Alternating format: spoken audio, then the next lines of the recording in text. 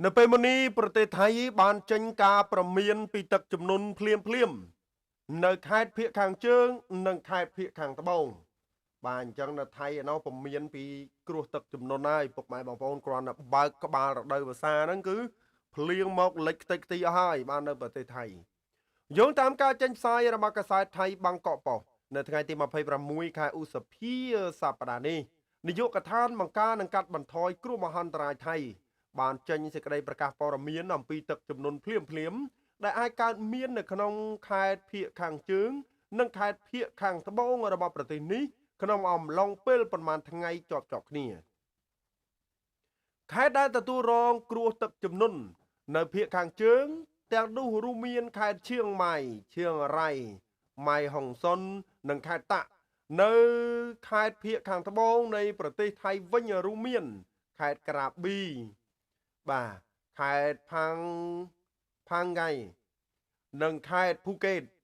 លើពីនេះទៅទៀតក្រសួងធនធានទឹកនិងអូតូនិយមជាតិថៃបានចេញសេចក្តីជូនព័ត៌មានប្រកាសដំណឹងស្តីពីស្ថានភាពអាកាសធាតុចាប់ពីថ្ងៃទី25ដល់ថ្ងៃទី27ខែឧសភា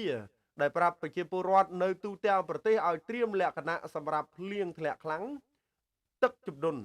និងទឹកជំនន់ទឹកភ្លៀង